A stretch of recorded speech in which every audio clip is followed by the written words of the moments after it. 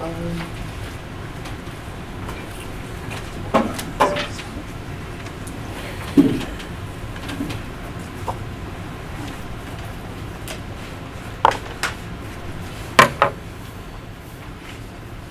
right. Well, let's get this session started. Thank you so much, everyone, for coming to this, for me at least, very early panel at 8:30 in the morning. I know coffee helps a lot. Thank you for coffee. And welcome to Psychoanalysis and Singularity.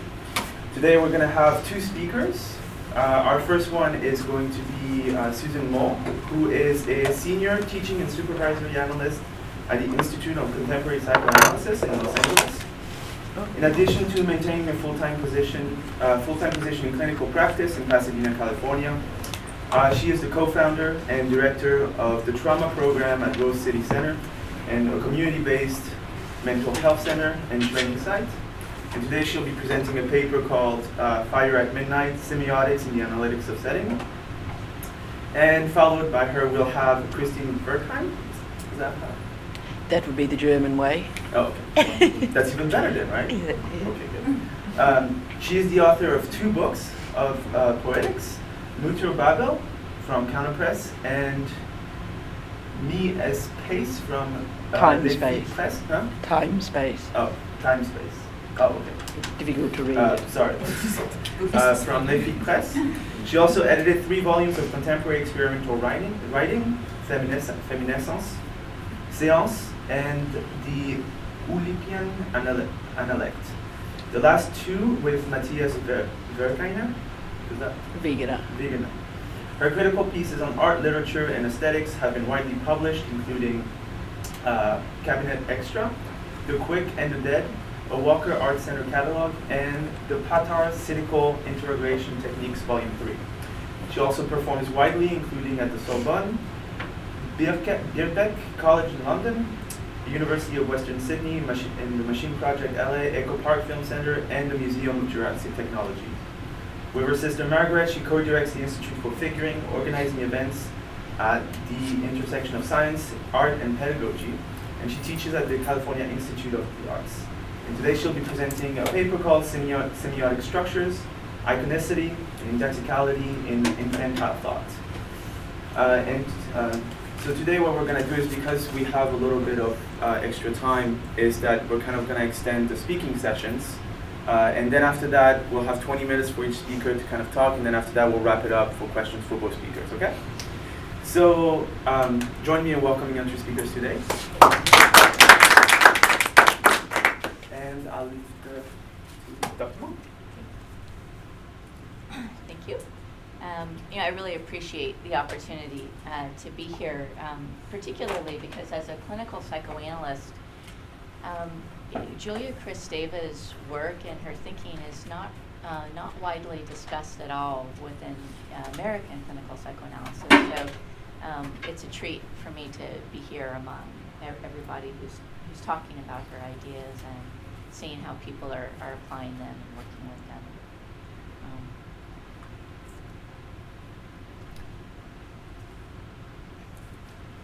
December 10th. She walks into my office, carefully placing herself on a seat cushion, as if her physical location must be fully calculated and exact. Her body rarely moving, with the exception of 1 or 2 brief hand gestures, she begins to speak. Julia Kristeva's work on semiotics and the abject, as you know, are among her most original contributions to the fields of psychoanalysis and philosophy of language. However, as clinical concepts, they can be difficult to apprehend and apply, due in part to their destabilizing effect on a given subject. As a clinical psychoanalyst who works with cases of childhood and adult trauma, I am very interested in investigating the abject from not only a theoretical perspective, but also from a lived, experiential one, seeking to explore a space in between. In this brief paper, I will offer a foray into the clinical experience of working with the semiotic dimension, including the abject, reflecting on its importance its challenges, and its vitalizing power to the speaking subject. It is in the psychoanalytic treatment of trauma in particular that I believe Kristeva's ideas have profound relevance. For certain people, experiences of the abject saturate the body self, resisting sublimation while wreaking havoc upon the already unstable nature of subjective life. Often, a traumatized and abject body infuses the signification process and is discerned most clearly in the semiotic mode of communication. In certain cases of very early childhood and infantile trauma, the emerging self is usurped by various acts of maternal exploitation, both emotional and bodily, inversing the process necessary for the I to distinguish between self and other and to secure its borders. In these instances, the abject is not merely inscribed as a trace element in the personality, but is traumatically writ large in the body self and in the life of the human being. In the example I will provide, a previous foreclosed dimension of experience is revived through the scream, where, as a sign both preceding and transcending the symbolic order, it signals the paradoxical process of a self falling apart even as it is gathering together anew. I want to suggest that in this ordering of signs, the scream acts as a type of proto-text for the becoming subject, where primitive energies not only revive, but are able to resume their trajectory towards the other, opening a new pathway for inscription within the intersubjective process. Upon the stage of psychoanalytic treatment, the analyst's presence and responsiveness to the scream as a protest of the abject is not only crucial to the development of meaningful speech, it co-constitutes, or I want to suggest that it co-constitutes, a new background composition for the recovering subject. Based upon the rhythmic properties of protest, provocation, and call, a renewed process of signification is undertaken with both sender and receiver, patient and analyst, performing their respective parts. It is here out of this new drama where the indelible traces of speech as a creative act are forged for the first time and where a living language becomes possible. I also want to suggest, although I really don't have time to develop it here today, the idea that the scream also acts as a link between the life of the subject and larger social realities demanding attention, where as a sign it is not simply a protest made for the one person, but for the many, fighting against forces of exploitation in the wider social theater. March 7th. She speaks like a slowly dripping faucet. Each word gathering just enough momentum to slowly drop from her lips. Her string of words penetrated by long, frequent silences. Each wordless space, thick, dense, palpable.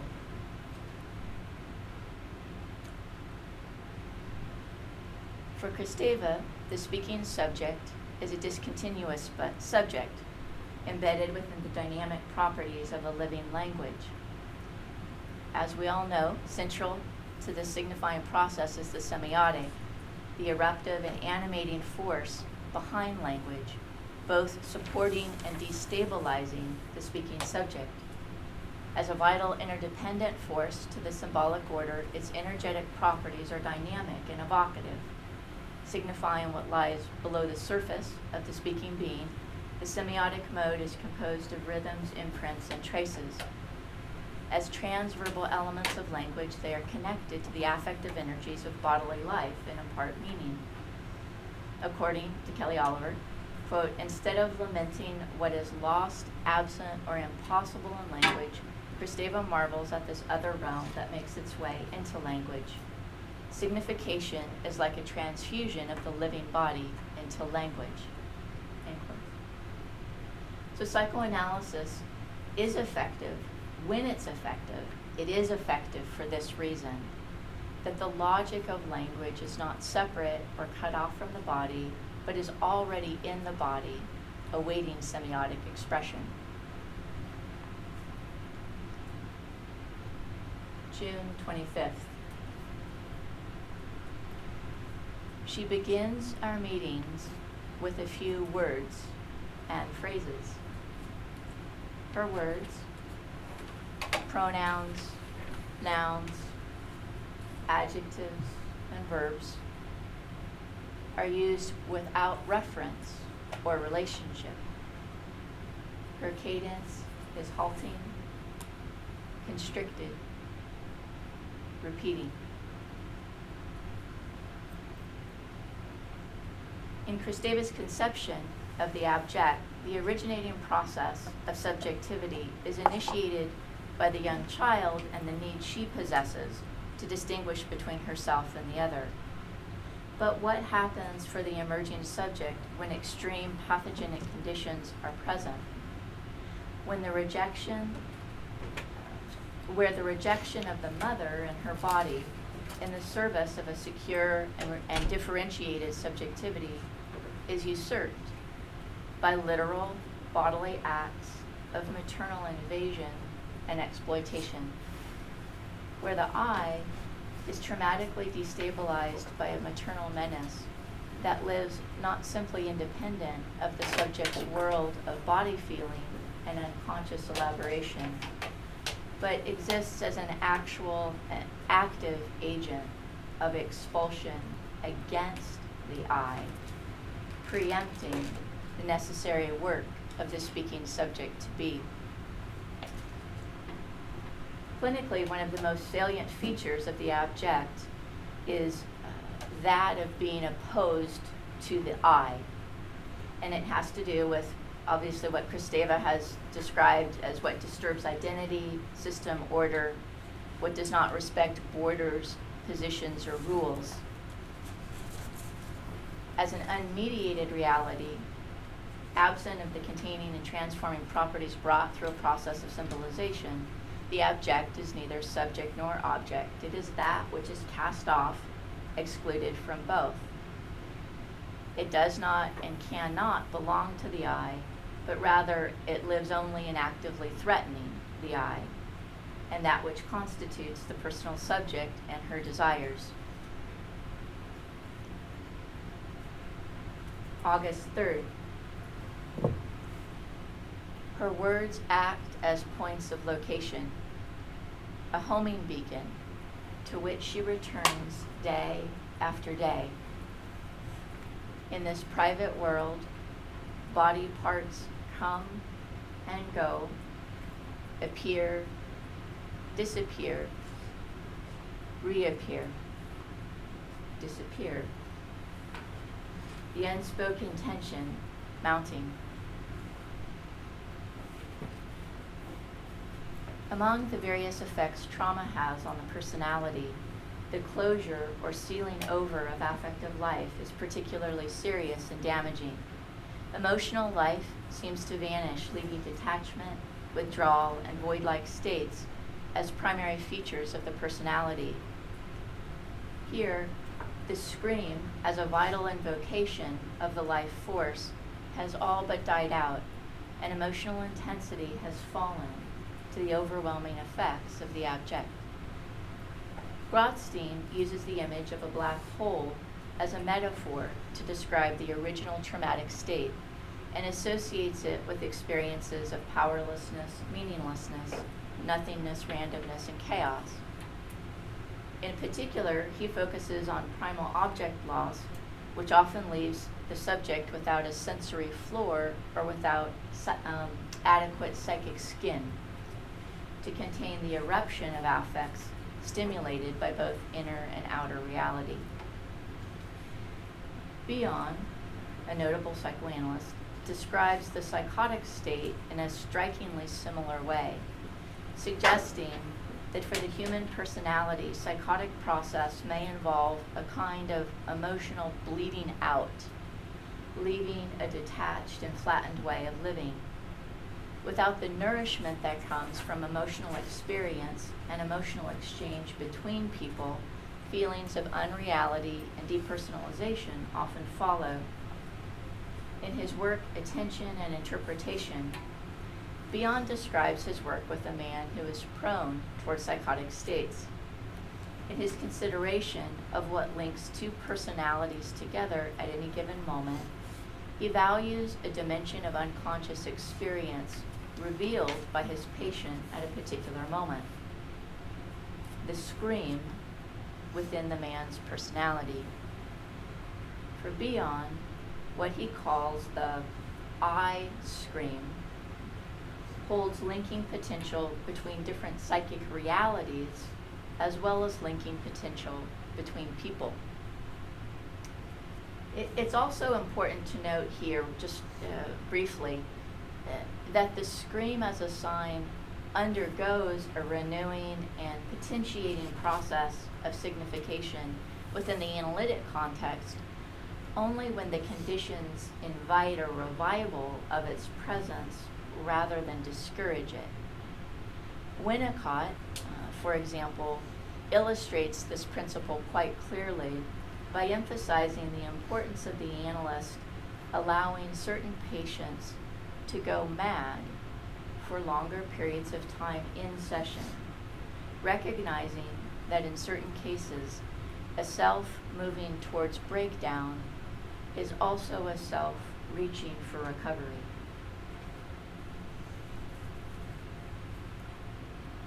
November 2nd. Against the backdrop of our daily meetings, I hear an agonizing scream. It begins at some point as she is speaking. Every day I hear it. Her words bring this harrowing sound, but even more so her silences and the throbbing fiery space which fills them.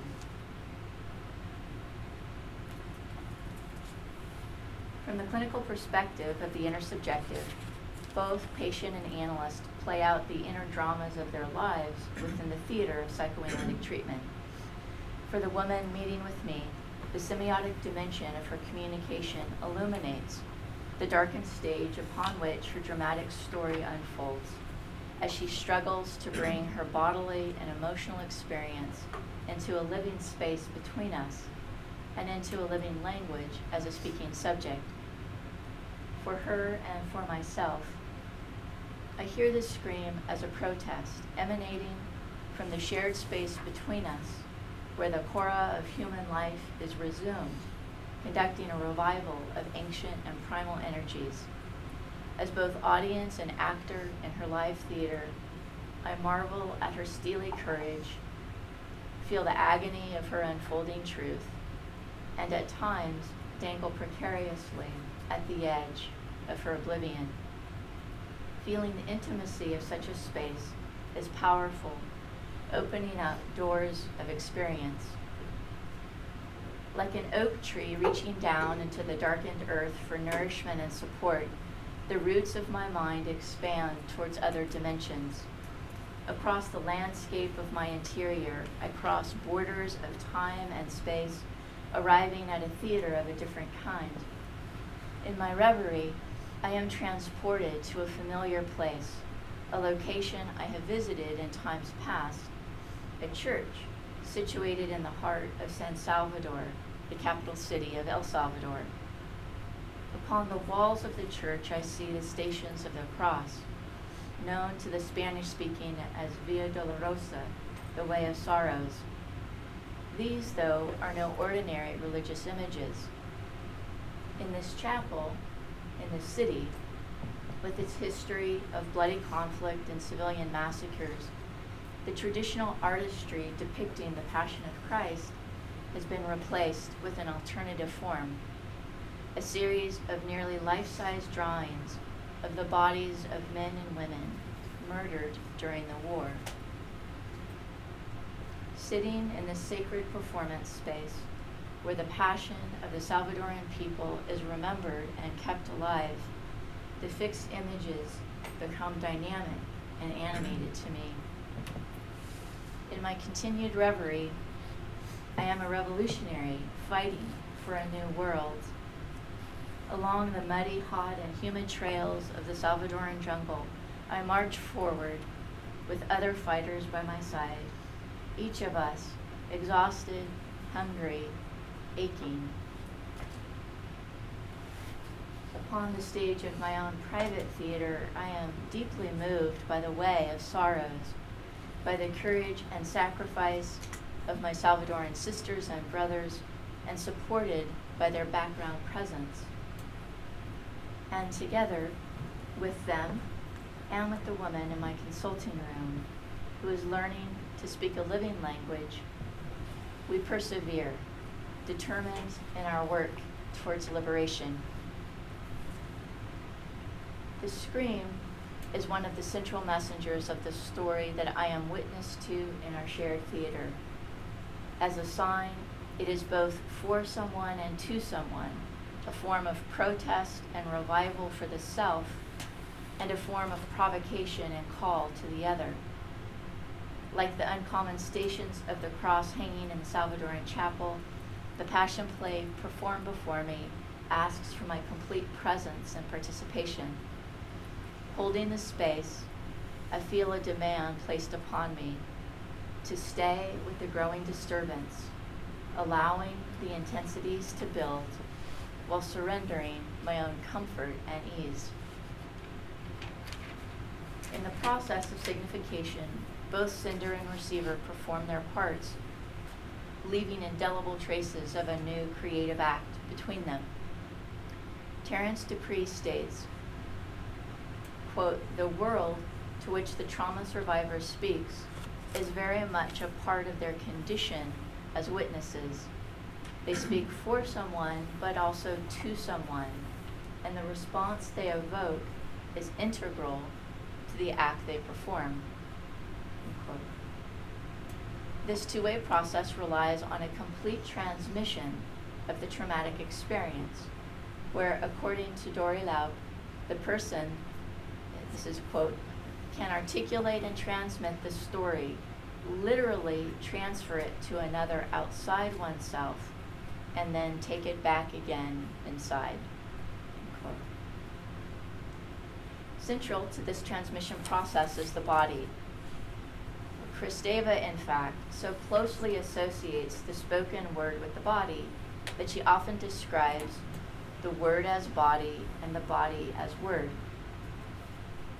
Psychoanalysts, she says, transform the patient's flesh, which they have shared with their own, into word presentations.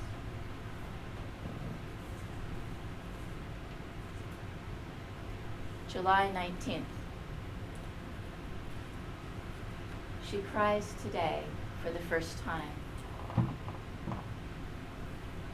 "It really hurt," she says softly, lying on the couch as the first tears roll down her cheeks.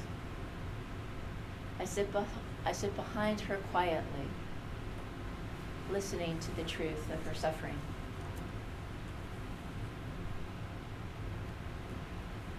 In the course of our work together, the scream had a beginning and an end. The life of the scream lasted for many months, across daily meetings, weekend breaks, and even holidays.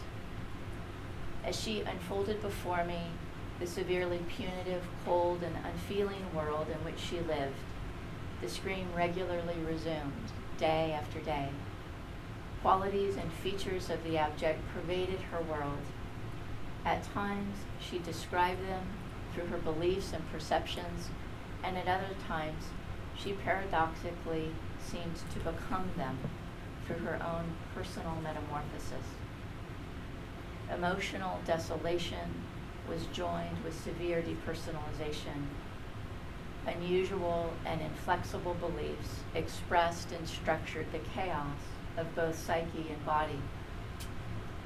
Through a slow and gradual transformation, the life of the scream ended naturally as it gave birth to tears and to a fuller array of body feeling, emotion, and imagination.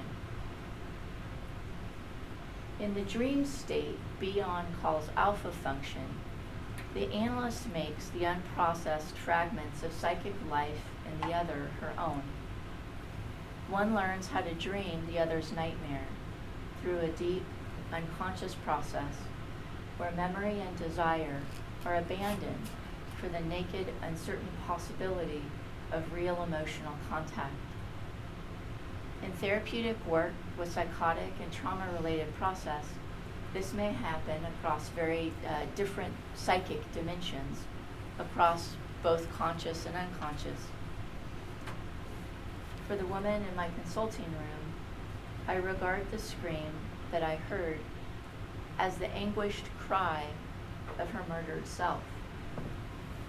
A displaced spirit, born of the abject, seeking for a place to be heard and to be made real in the heart and mind of another.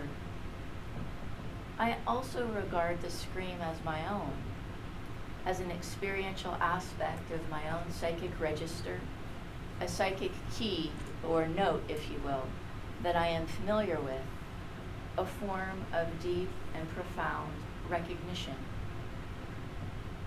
The dream state Bion calls alpha function is often understood as a mental function, a specific way of processing emotional life through the mediating and interpretive influence of language spoken between people.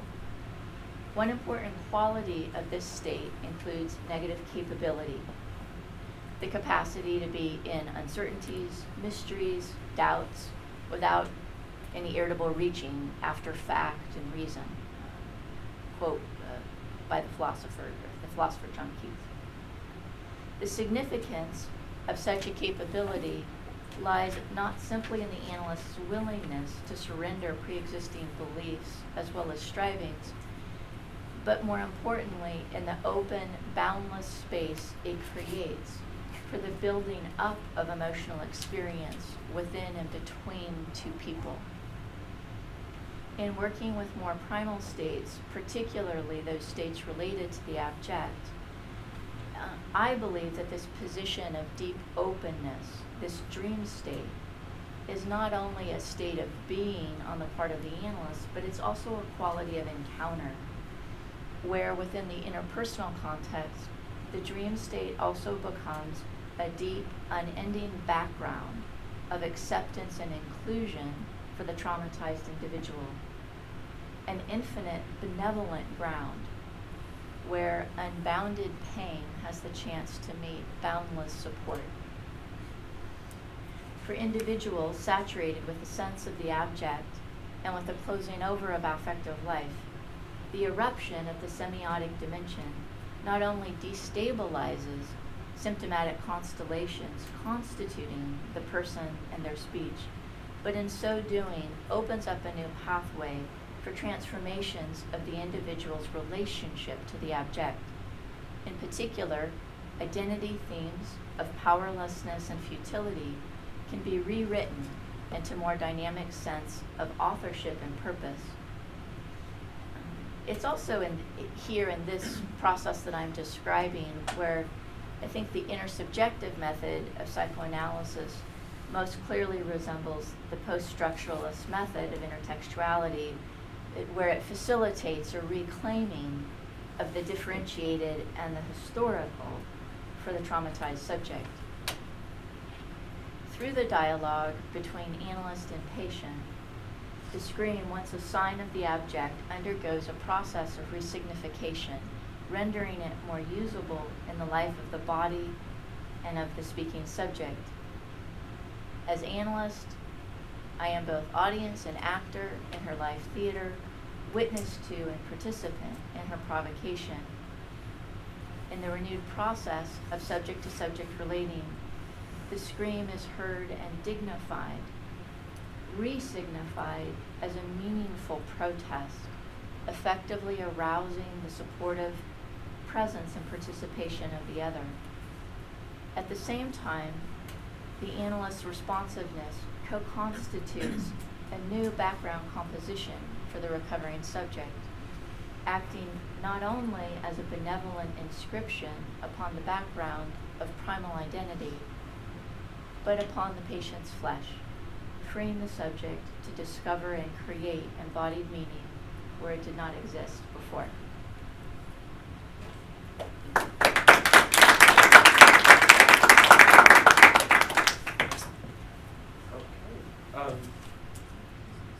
So we have a bunch of time for questions now, and so I'll open up the floor to anyone who has questions, comments. That was fascinating, and I really enjoyed it. Thank you. My question is, I'm wondering, when Kristeva says to each ego its object, to each superego its abject, and I guess that in one way you could say my question is about the role of the superego. But more generally, you mentioned this punitive world in which she lived, which sort of conjured this idea of a punitive superego. And I'm wondering about these affects that become abject and then expelled, and then their return threatens the ego, is covering over, as you said, of affects and becoming abject. I'm wondering also about sexual difference in relation to that. Like in your clinical work, if you see that women and men have different experiences of this affect become abject, whether it's different kinds of affects that are associated with the abject, like anger or sadness, or whether it's, I mean, I think I'm probably just projecting a lot on what I was hearing, but whether it's more like career women who are suffering this kind of repression or this association of any affect with the abject, so you expel it because you're expected to be really tough in this man's world, and this punishes any kind of abject, any kind of, well, they are seen as abject. See, that was important. So any kind of affect, I meant to say. So I guess, yeah, I'm wondering about the punitive, if you could say more about like the cultural situation that you see as this punitive world, if there's some way of diagnosing that culture, if it's something that you're seeing that's changing or new, and if you do see in your clinical work difference, sexual difference in terms of the way that these affects are become abject or tamped down or covered over. Great question. It sounds like there's two parts to it. So the first I'll try to respond to regarding the place of the superego, and then the question of sexual difference or culture.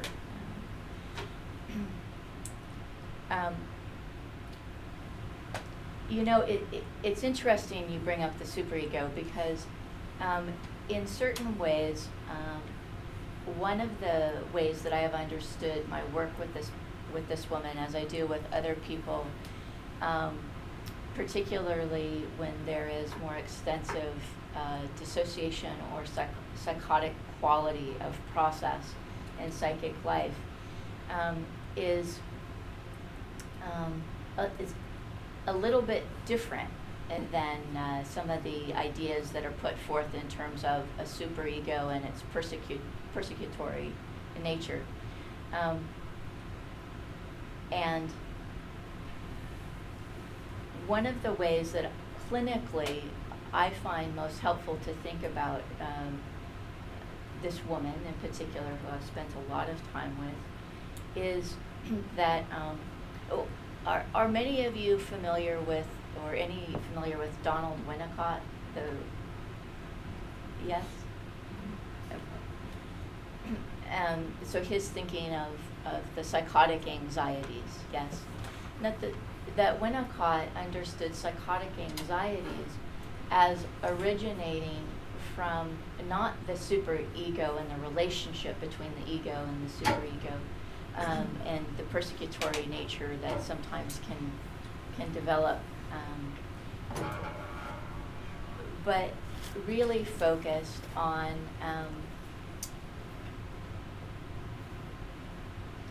the role of the body and the role of self-cohesion and the role of the body being intact. That psychotic anxieties are essentially ones that are a result of an inadequate mother-infant bond.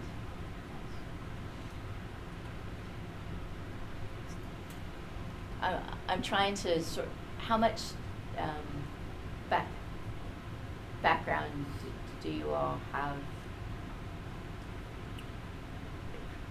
How do we answer such a question? It's making sense. It's making sense. Yeah, Okay, so I can keep. Okay, that's better. That's better. It's making sense. Okay. So we just got a completely different conception of what makes someone psychotic. Yes, and that one of the main differences is that rather than there being anxieties related to the object world and to love objects, the anxieties are centered around concerns of self-cohesion. These concerns developmentally exist prior to a relatively reliable emergence of the object world and one's relationship to it. And so one of the things that is also interesting is that Winnicott developed a very, very pivotal concept in psychoanalytic work called transitional space. And I believe that it has a lot of correspondences to Kristeva's Cora, but is also different at the same time. But the transitional space in Winnicott's thinking is essentially, in the case of this person, where the environmental mother becomes, the analytic space becomes the environmental mother. The environmental mother is not a mother of object relating. It is an environmental mother is one that supports the unfolding of the areas of breakdown, and the areas of breakdown hold the potential for aliveness and for continuity, for a sense of going on being. So one needs to create the conditions for the resurgence of the breakdown so that one can access the ground of being that exists as a potential, but needs to be reworked in the facilitating environment. Second part of your question about sexual difference. I don't know if I'm the best person to address that because I work with so many women. So I don't think I necessarily have the best balanced perspective on that. But what I can say is that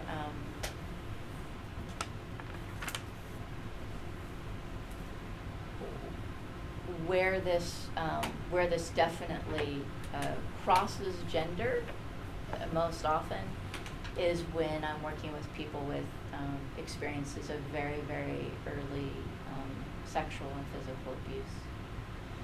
So men will often have very similar experiences and talk about them in ways that are gendered, but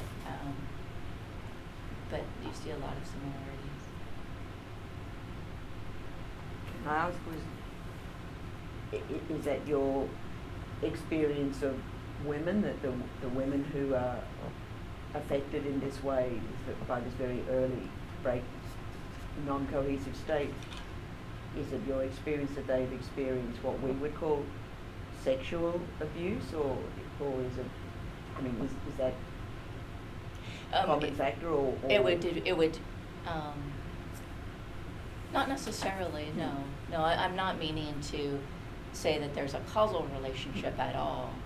Just suggesting that that in this particular case there was a very profound connection between very, very early abuse and very early and deep fractures and states of breakdown.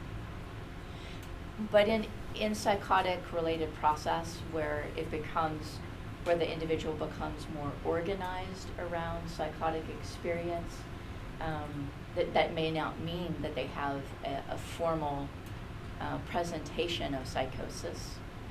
They may function relatively well and be very successful and effective in certain parts of their life, but they often can be in just tremendous and overwhelming pain. And when we're looking at very, very primitive fractures or states of breakdown in the analytic context, from a Winnicottian perspective, there is often some failure of very, very early bonding, which could be due to any number of reasons. Might be a medical condition that causes separation. It may be a medical condition that causes a lot of, or creates the need for a lot of surgeries very early on. It may be abuse related. It may be just very, very long separations.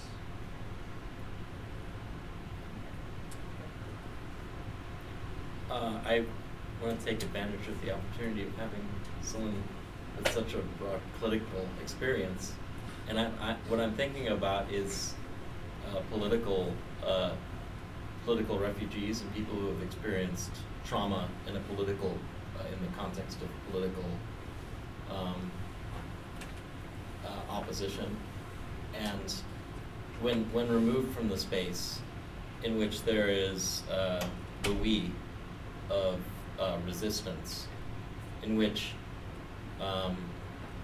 she has comrades with whom she can identify her trauma and her pain.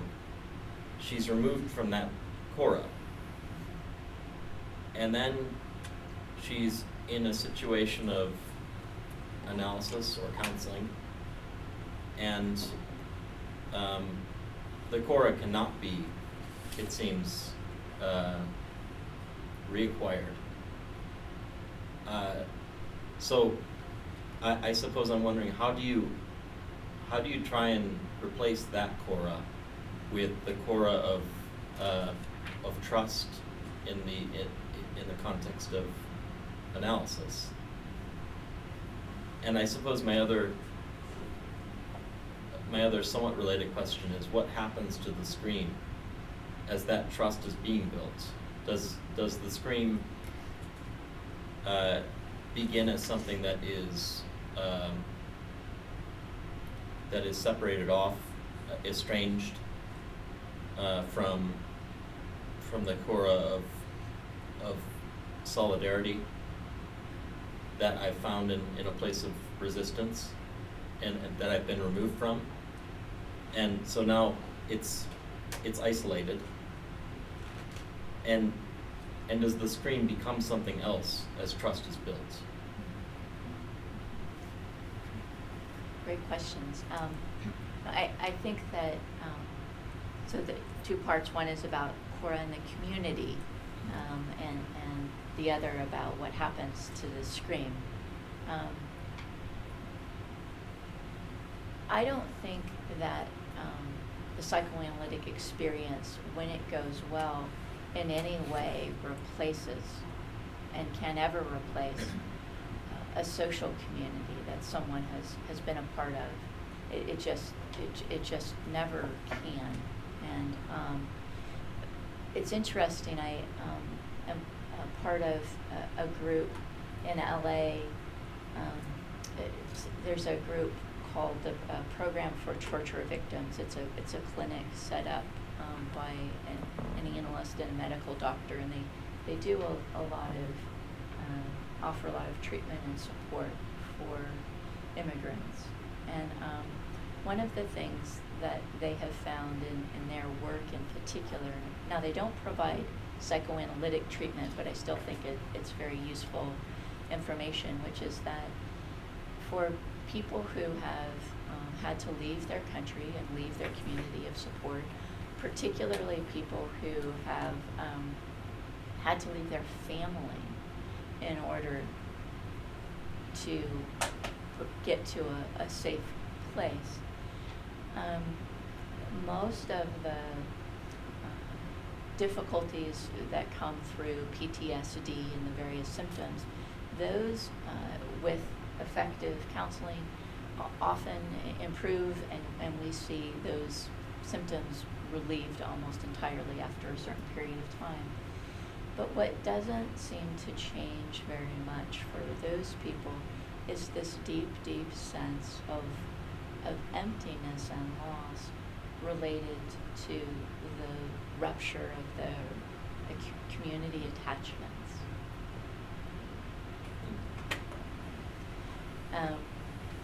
And that's an enduring sadness and an enduring loss. At the same time, this group has found that for people who had experiences of political torture, their resiliency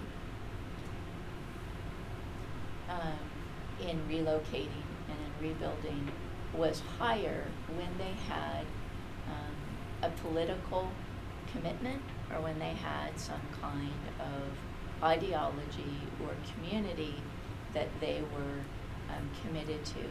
So even if they had to leave the community, they still had higher levels of resiliency.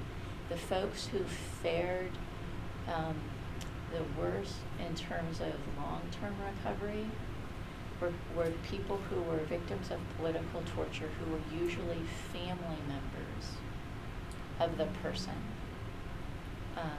who was politically active or politically committed. They didn't have the sense of ideological community, and then they often had to leave their family in order to secure safety. So that some of what I know about the political context, and particularly torture victims.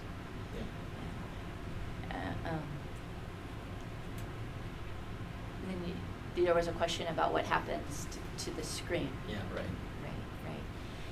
Right. And does it change? I think that at least in the example that I give here, I think one of the things that it does is that it actually becomes something that's more digested rather than dissociated.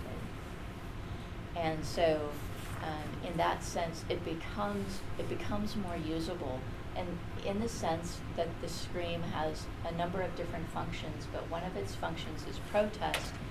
It becomes more usable to the person as a experience as a building block, if you will, for things like self-assertion.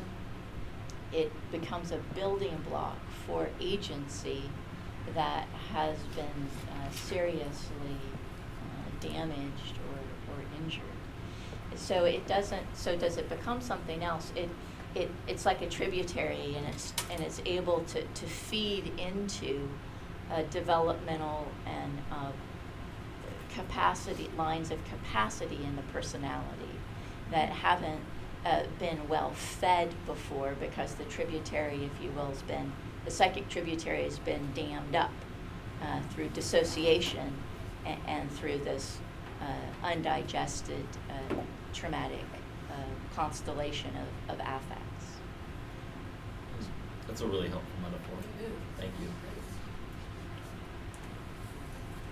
I have a question about the experience of the analyst, particularly with when you're dealing with patients who've gone through a lot of very severe trauma. You describe the theater of treatment where where you're, I think the analyst is both audience and actor, right? And also when you heard the anguish cry of her murdered self, but I also regard the scream as my own. So it seems to me that there's a real fine line here between intersubjectivity and really the analyst's falling into a kind of abject state, right? What prevents that, particularly day in and day out, hearing trauma, maybe not seeing people heal instantly? Is it just one's own ego strength and early experiences? Good question. I think one of the most honest answers is that, and I'll speak for myself, knowing that many colleagues would say something similar, is that I don't necessarily, part of my work is not to resist falling into my own state of abjection. Part of my work is to be radically open to my own states of abjection, as well as, and in response to, and in service of the states of abjection that my patients are seeking to express and needing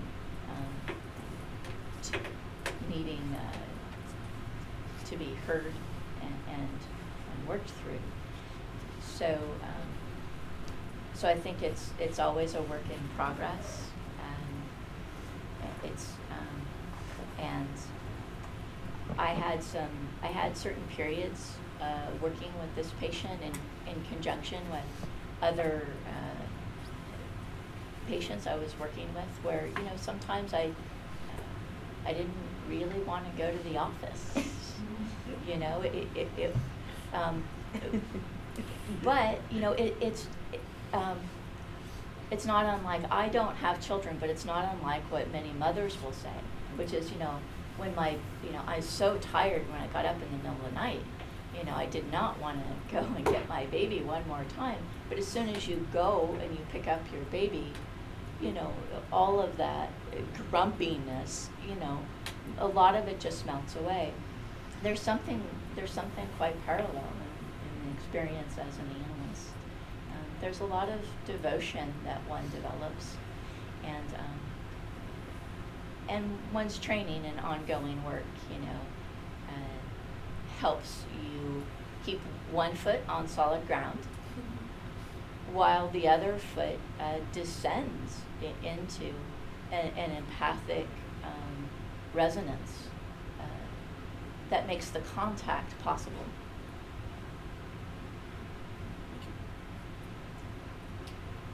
All right. So if you have any more questions, please keep them till the end of the session. For now, we'll go to Dr. Wertheim's talk. Thank you. Thank you. It's splendid. It feels like a perfect introduction to me.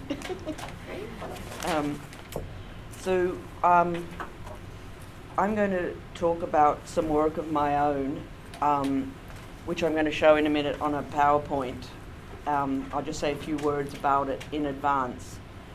The work that I'm presenting is my attempt to deal with infantile thinking about the mother's body. And as we all know, Kristeva has shown that the infant's world is already highly structured with objects and meaning before language proper, that is the symbolic, is imposed. And those semiotic structures are overlaid by the imposition of language. They can always re-emerge, as in poetry, to disrupt the flowing of the symbolic. This happens both because the hold of the symbolic on the body of the child is fragile, and also because there's also an amorous strain towards the maternal body around which these semiotic structures and meanings cluster. So my proposition is, if the semiotic can always re-emerge in poetry, then might we not develop a kind of research which uses poetic methods deliberately in reverse to attempt to investigate those infantile zones that I think still continue to always haunt adult life. So that's kind of the basis of this work that I'm showing, which it's a book which circulates in the poetry world. It's just recently been published, and my aim was to use poetic methodologies to explore an infantile state, and particularly what I'm exploring in this book is an infant's what I call imaginative figurings around the mother's body. And I'll say a bit more after we've looked at what I mean by figurings. But just before we look at it, I'd just like to say a few quick words. My main argument of the book, and the book is an argument as well as a performance of something, is that infantiles are extraordinarily imaginative and extraordinarily creative in constructing their own internal worlds, and that I agree with Kristeva that predominantly, or at least in this work, that what the infant is predominantly trying to construct a world about. And for the purposes of this, I use the word construct and discovery as interchangeable. I don't think you can make the difference here between construction and discovery. So the infant is trying to discover a way to understand its own world, and by world I mean the body of the mother. Of course, with the caveat that the body of the mother includes the body of the child, that the child doesn't make any differentiation. So in trying to understand, organise, discover, construct a way of making sense of its world, what it's trying to construct is the world of the body of mother and me. So I'll just say something about the book, and then we'll look at, I've got it on the PowerPoint, it takes 2 minutes to get through it.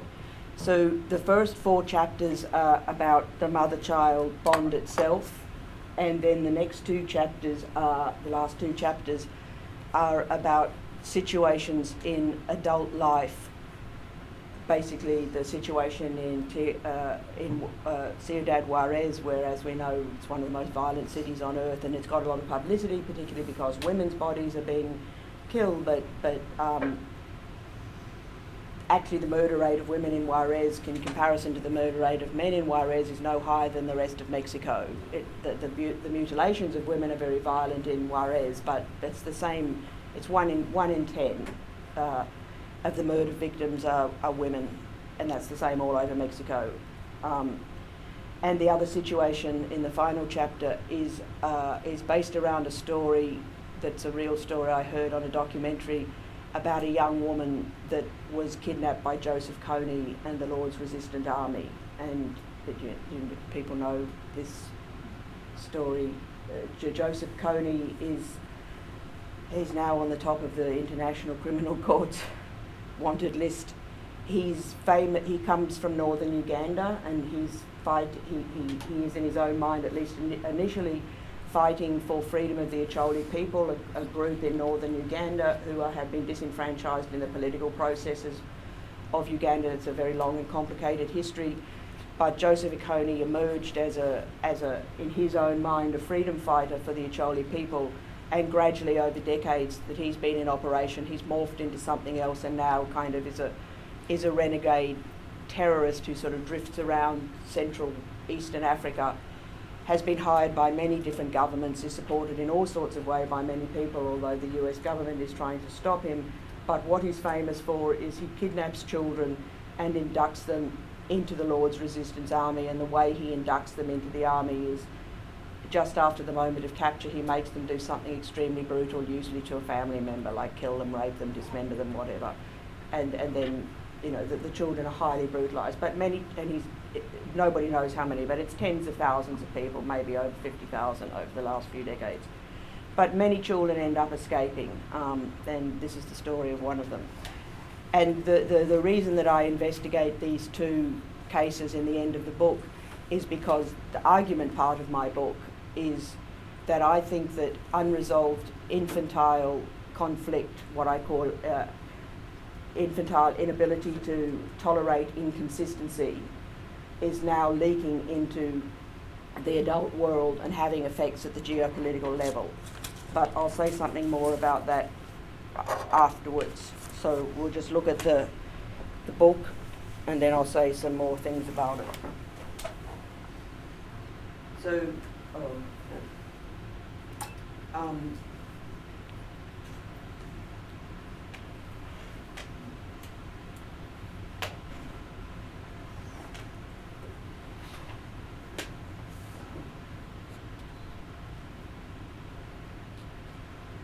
So the book is laid out in, what you're going to see, the book is laid out in pairs of pages. The book looks like this, and these are pairs of pages, what you're going to see on the... Is it possible to turn the light on?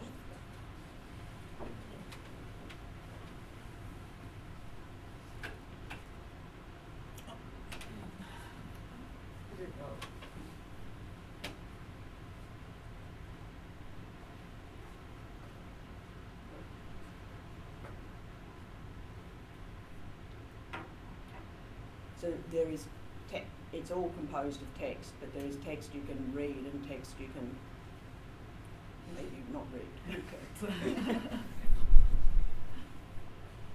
So this is chapter 1, this is birth.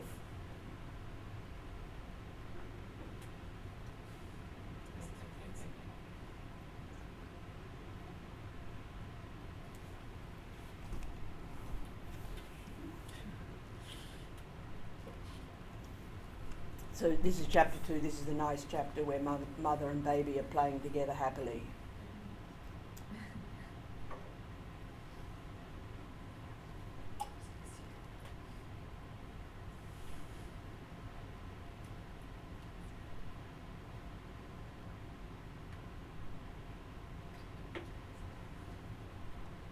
And then something starts to go wrong.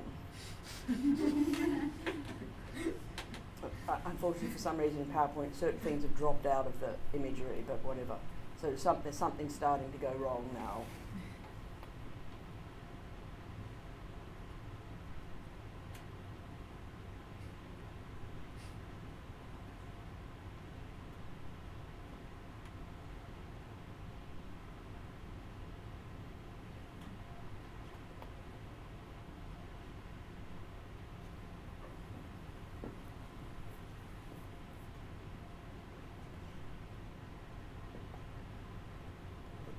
A little bit there on modern aesthetics.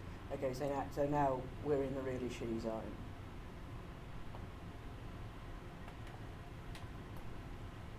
This is the screen chapter.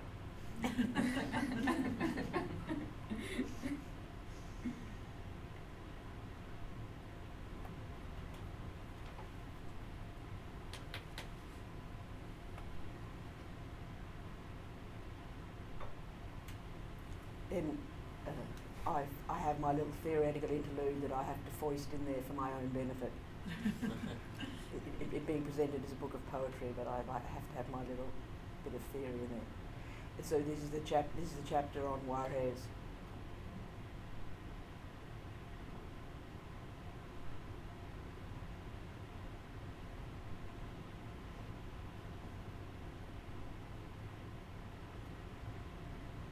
And then this is the chapter on Joseph Kony.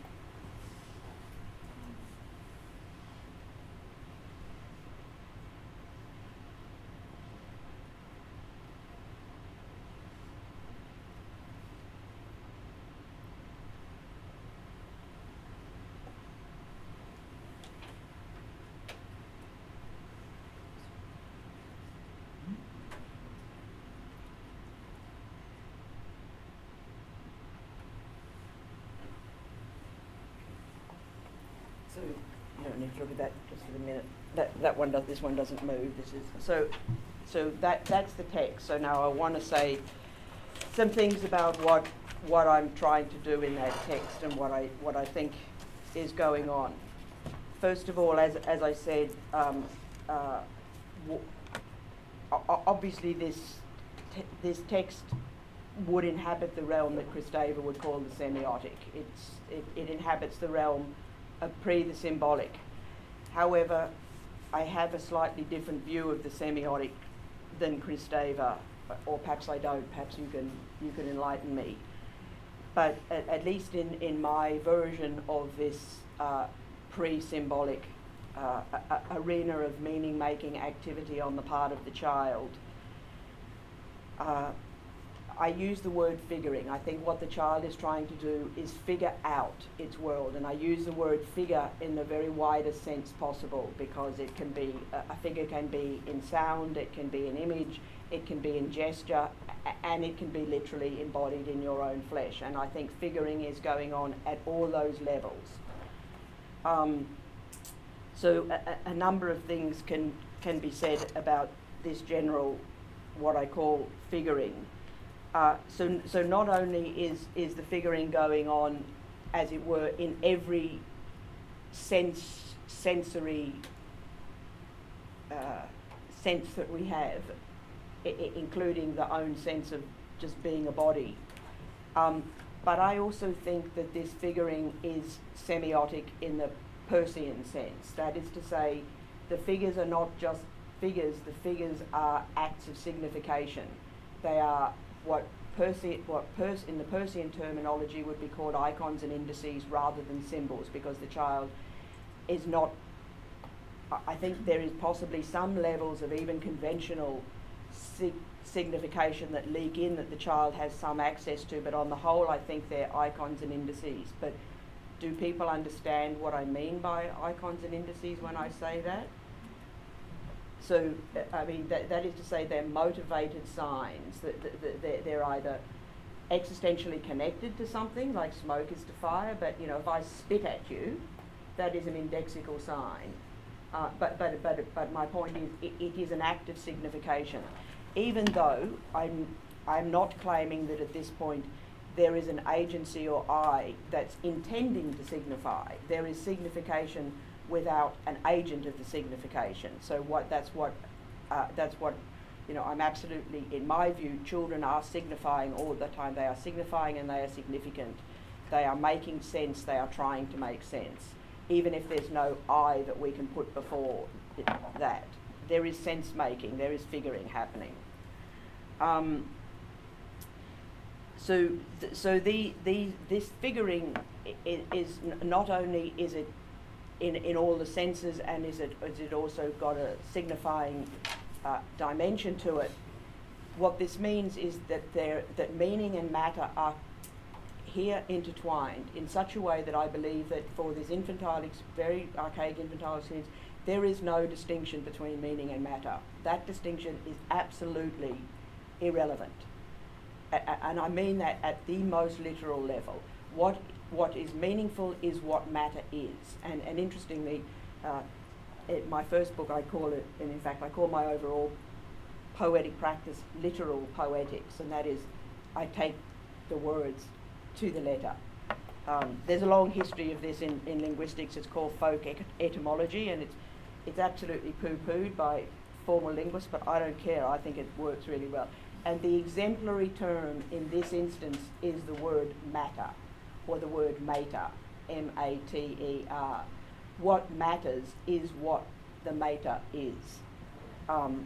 So what I'm trying to show in the book is that's why the book had to be so visceral, because the words are not something separate from the flesh and the materiality, the meaning. It is one. And I think that's only a distinction that comes much, much later. And so what I'm trying to say is that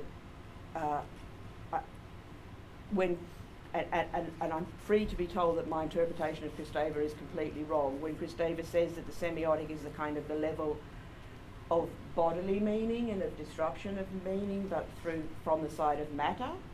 I don't buy the thing that there's meaning up here and matter down here, and that somehow there's a material significance that's disrupting. There is meaning all the way down and matter all the way up. I've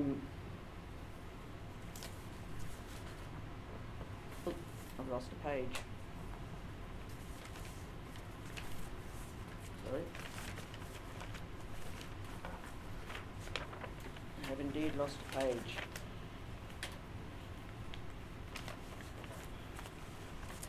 Sorry about that. So I'm going to have to try and remember what my other points are.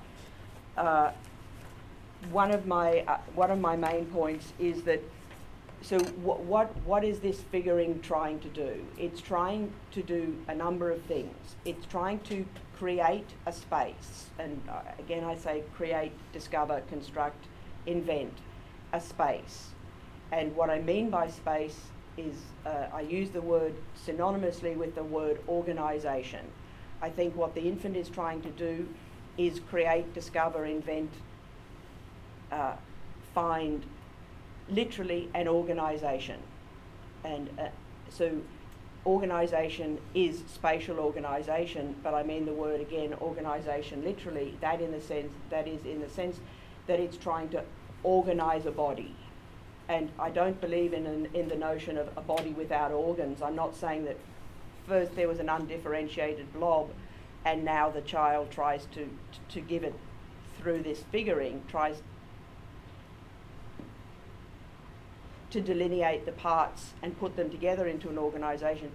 It's not that, because I don't think there ever was a body without organs, but that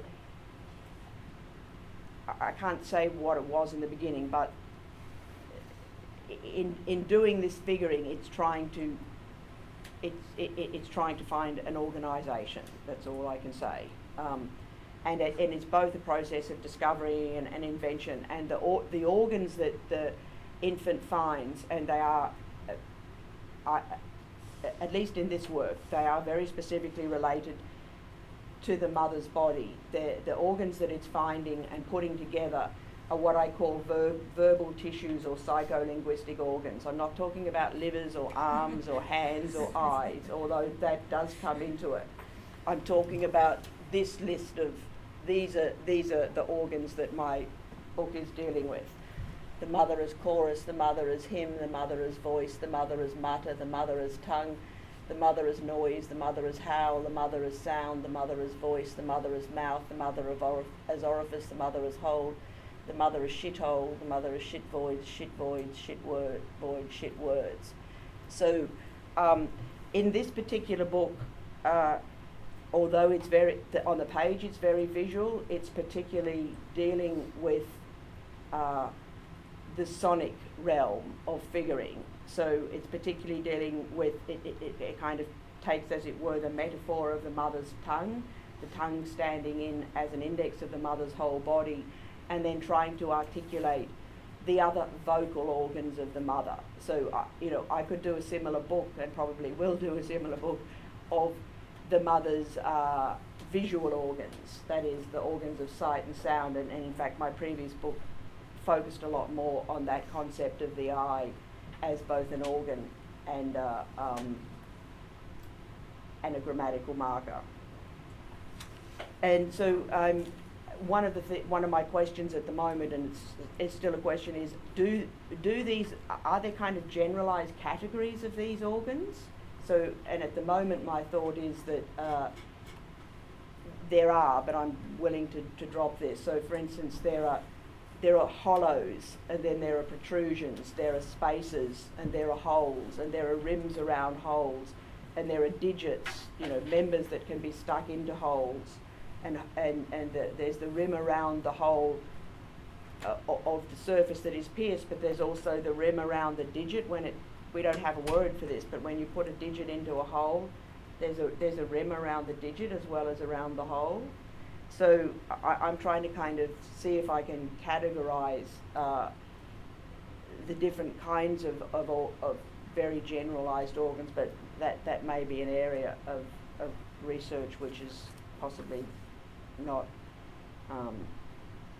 not fruitful. And as I said, as I've lost my piece of paper, I've forgotten my couple of other final points. So I'll just move on to, so the child is trying to give organisation to the mother's body through all of these different methods of figuring, and also by that method giving organisation to itself. And one of the other parts of the actual argument of the book is that inevitably these figurings become inconsistent. It's my claim that that is just inevitable, that figurings cannot remain consistent. And I use the word consistent. One would like to use the word they become contradictory or paradoxical, but that's they're terms of inconsistency that come from formal logic. And we're not yet in a structure that can be characterised as formal logic. So inconsistency is the word I use. I also think inconsistency is a good word, because inconsistency means not just ambiguity in terms of meaning, but literally material inconsistency. And I think that we're dealing with material inconsistency as well. So one of my arguments is that even if the mother is a perfectly adequate mother, this inconsistency will arise. And the issue is not that inconsistency arises, not that there is this, and not that there is a fracturing.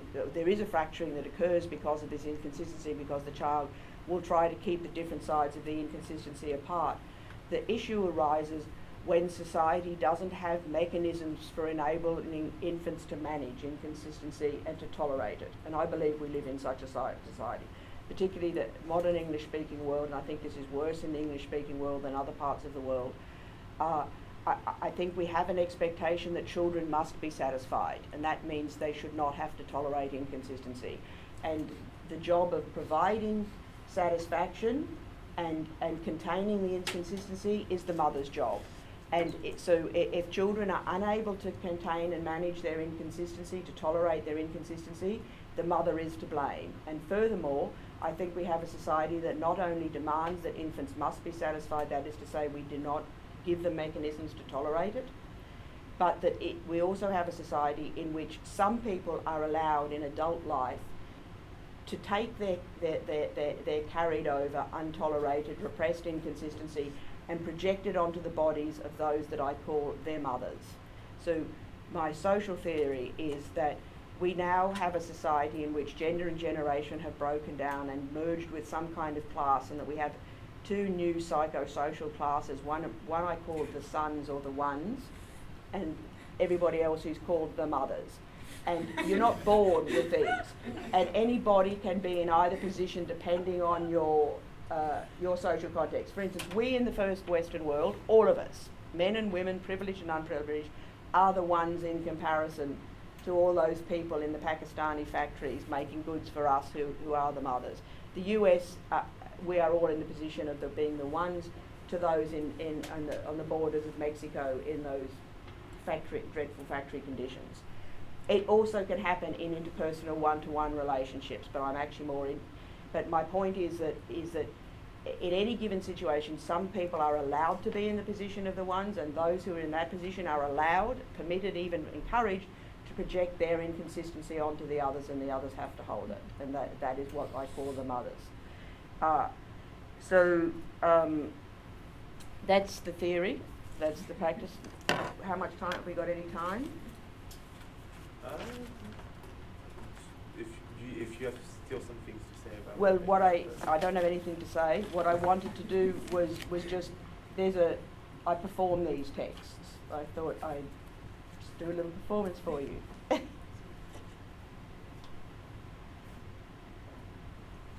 Sorry, this is why I have to drink the water. So I've got a performative version of all of the book, but I'm just going to do a couple of bits. Sorry, I have to stand for this. And I'm going to do obviously the abject bits, because that's probably what interests people here. So this is the prelude. Whoa.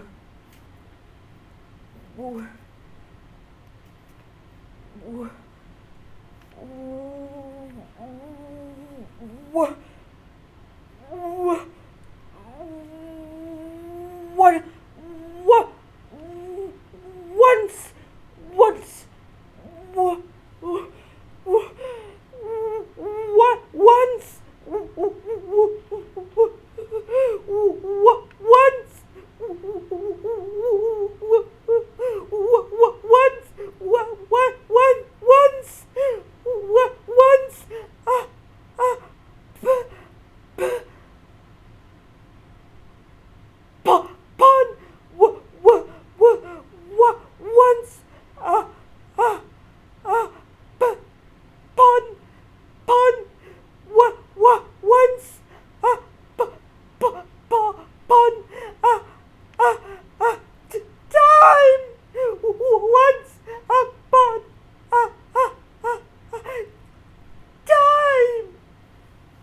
was a story. It began. It began. It began.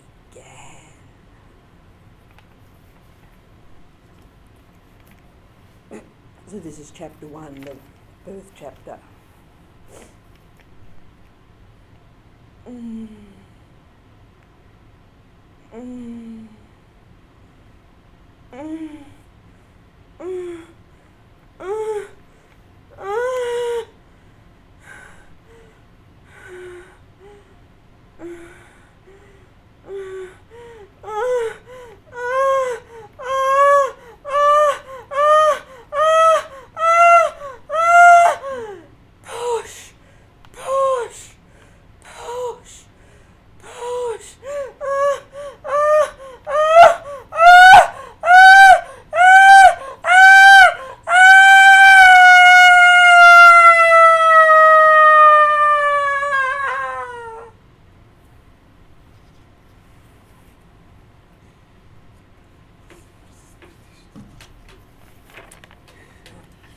So I'm skipping over the chapter where Mummy and Babby are happy together. Moving on to the bit where something starts to go wrong.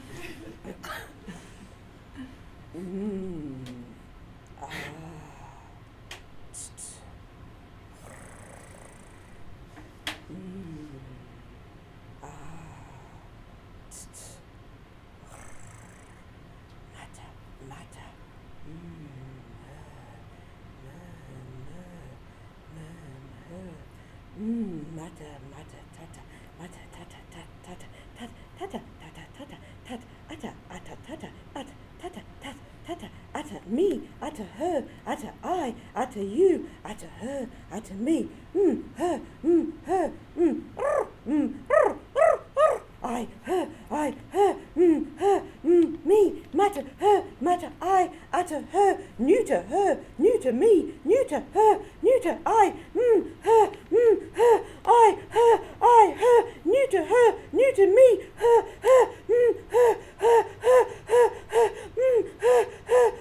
utter, I, utter, me, utter, her, utter, I,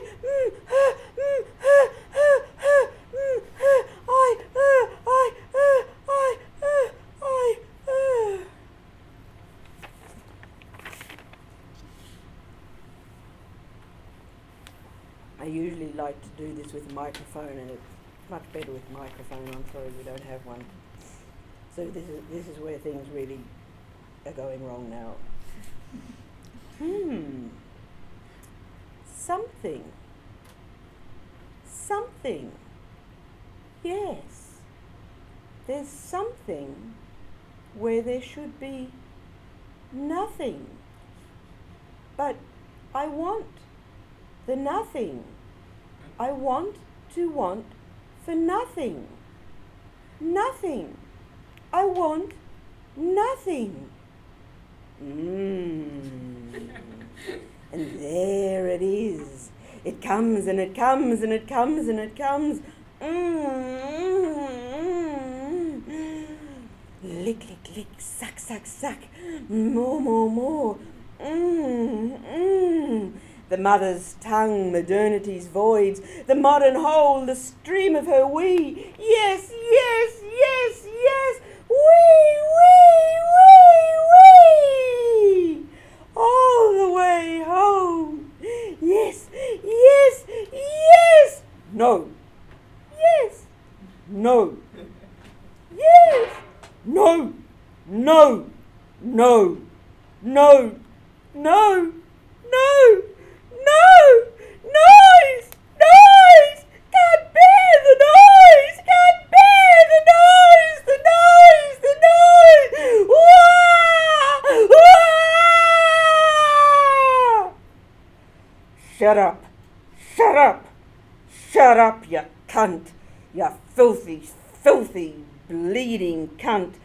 You gloomy, abysmal, bleeding hole, you raggedy-mouthed, bleeding whore! Shut up, shut up, shut up, you cunt! Shut up, shut up, shut up, shut up!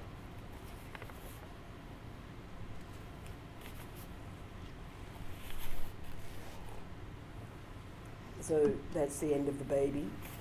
So now I'll just read one of the Juarez pieces. Just to let you know, there's 15 minutes before 10:30.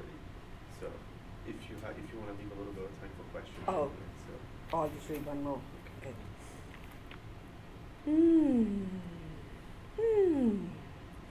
Eyes full, eyes full, eyes full of the mouth, eyes full of them, full of them, full of the mouth. In 2009, 2,753 people were killed in Juarez. This year, as of May, 973 have been slaughtered, a 60% increase over the same period in 2008. Since 2006, when Calderon was elected, nearly 28,000 people have been killed as federal agents and the army pour in. Eyes full, eyes full, eyes full of the mouth, eyes full of the mothers, the mouths, eyes full of them, full of them, full of the mouths, the mothers, the mouths. There are 400 mainly American factories in Juarez. They pay at best $75 a week.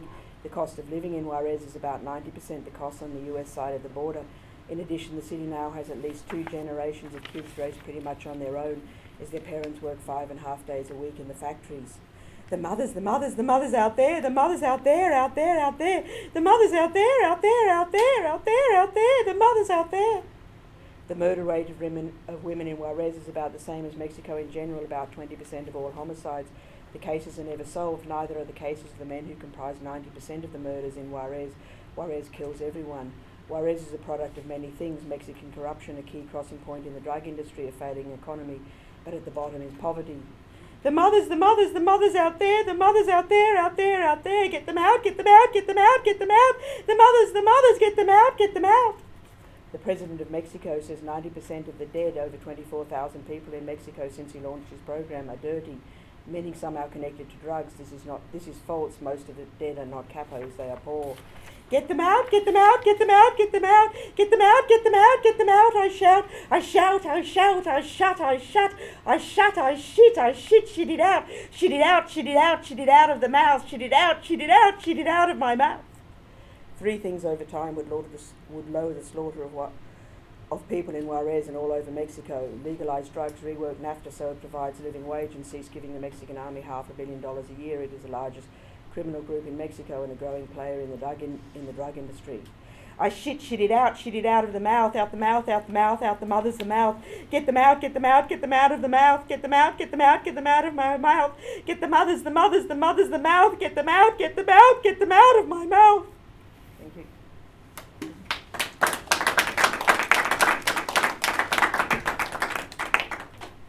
All right, so we have about 10 minutes for questions.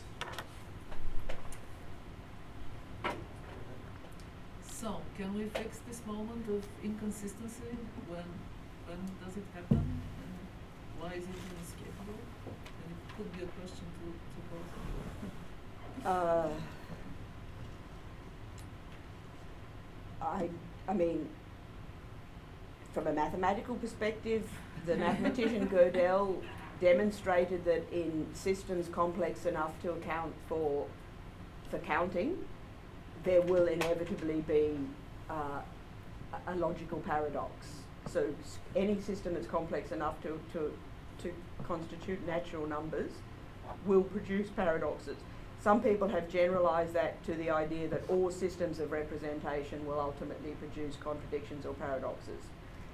You can't legitimately do that from Gödel's work, but actually I think that principle applies, that all systems of figuring, if they're anything more than the most simplest kind, and I don't think infantile figurings are simple, will produce inconsistencies, and I can't prove that. It's I think what happens in these extreme cases, like your client, either the consistencies were generated very fast before the infant had any time. I mean, in the narrative I present, it starts off well, and the inconsistencies, the shitty bit comes later. I don't think it's inevitable that first there's nice and then things go wrong. I think that things can go wrong like right from the beginning. The inconsistencies can start happening, and so you could ask what infantile conditions are more likely to produce the production of these inconsistent figurings in the infant. I think that would be a legitimate question, and as I'm not a psychoanalyst, so I can't answer that.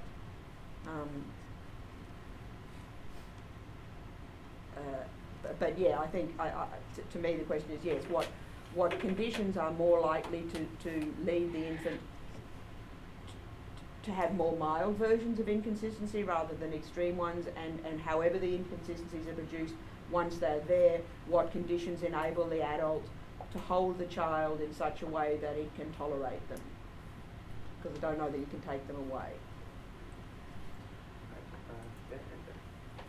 Well, I'm sorry I came in late. I really enjoyed, Susan, what I heard from yours. It was really beautiful. So my question actually kind of ties a little bit to both, because we both talked a little bit about kind of disorganization movements. So it's your turn. In addition to having read a lot of psychoanalysis and all, I've had 2 children, and when I first had my children, I thought, okay, now I'm going to find out whether these psychoanalysts were right or wrong. And they were right. But and I was so my teenagers now, and I kind of used them. At that point in time, there was a raging debate between the hold the baby school and the let the baby cry it out school. Of course, I was in the hold the baby school. Baby slept with them, slept with me, nursed in bed. You know, it was constant holding. No, I mean, crying. I'm going to hold you. And my second one, I forget at what age, you know, a couple months or something, developed colic. Anybody here had a baby with colic? It's hell. Terrible. It's utter hell.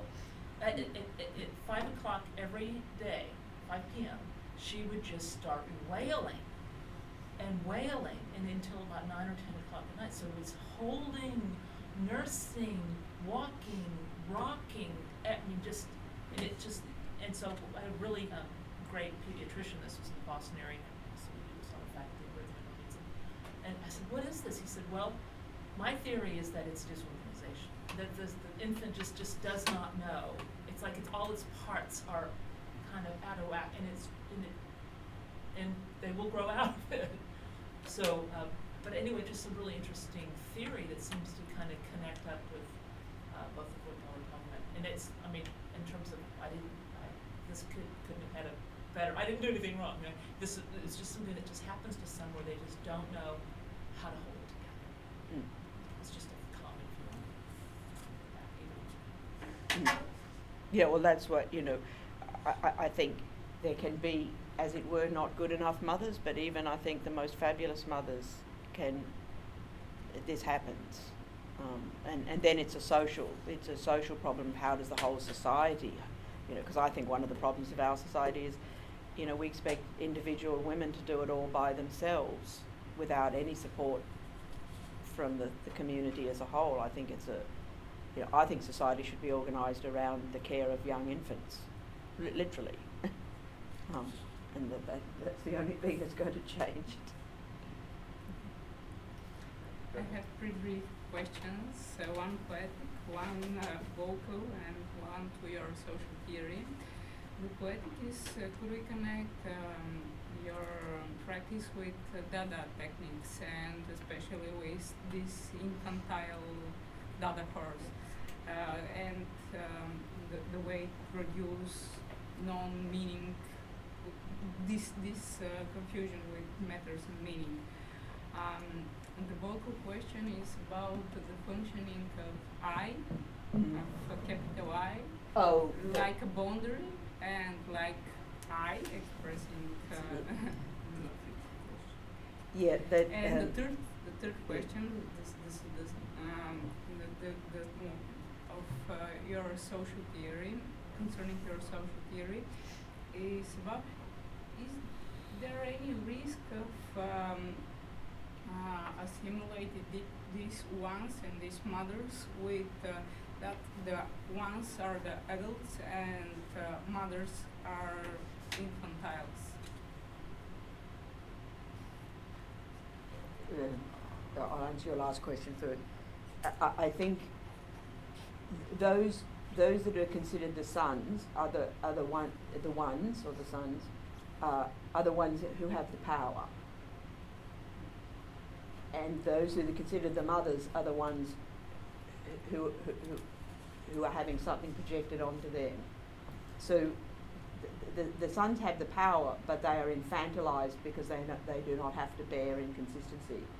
The mothers are as it were, the grown-ups, although they are the powerless, because they have to hold all the inconsistency for the others. So I'm not sure if that answers your... So I'm separating power from infantility and putting the... I mean, basically, to use a phrase of Freud, my favourite Freudian phrase is His Majesty the baby. And I think we live in a society where His Majesty the baby rules, and he who's the biggest baby gets to be the biggest ruler.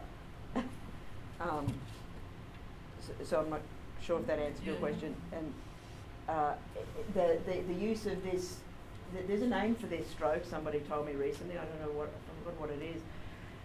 There's a reason I use that, which would take another, that's what my first book is about. I think there are two basic principles, and there's another whole side to my theory, which is the critique of binary difference. Binary difference is this notion that there's the marked and the unmarked state, and you only need one mark because, it's like in the binary code you have a 1 and a 0, and really you don't need the 0 because it's just on and off. That theory does not stand up at all. It doesn't even work in computing.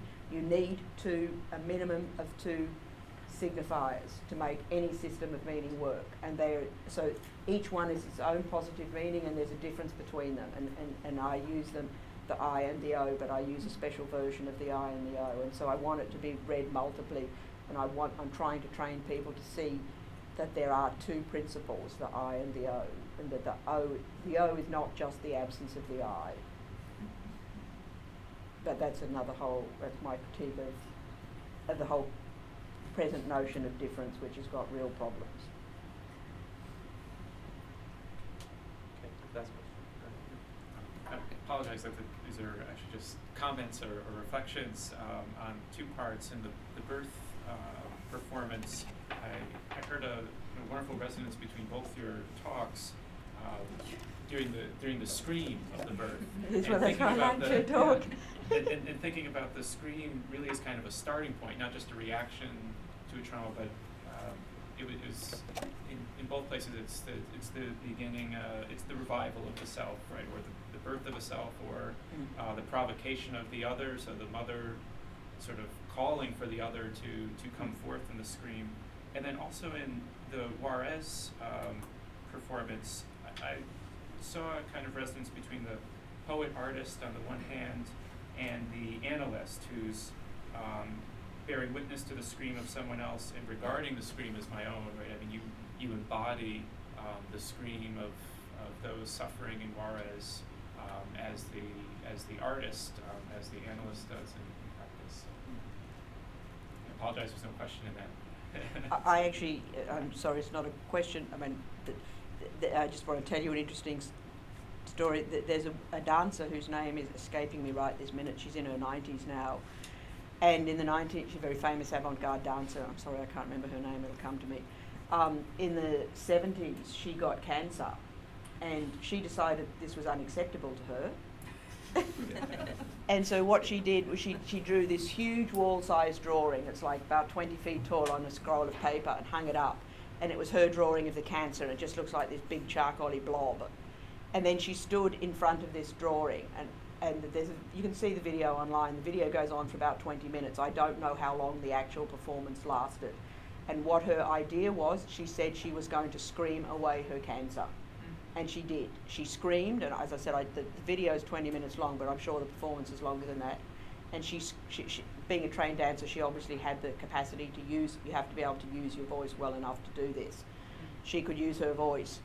And after she screamed, she had the test, and the cancer was completely gone, and it never returned. And ever since I heard that story, it's like, that is my goal, to get my voice to the point where I can scream away it. And I believe that if I can train myself, I can do it. And that's why I'm sort of so thrilled with your patience. I believe that we could all scream away it.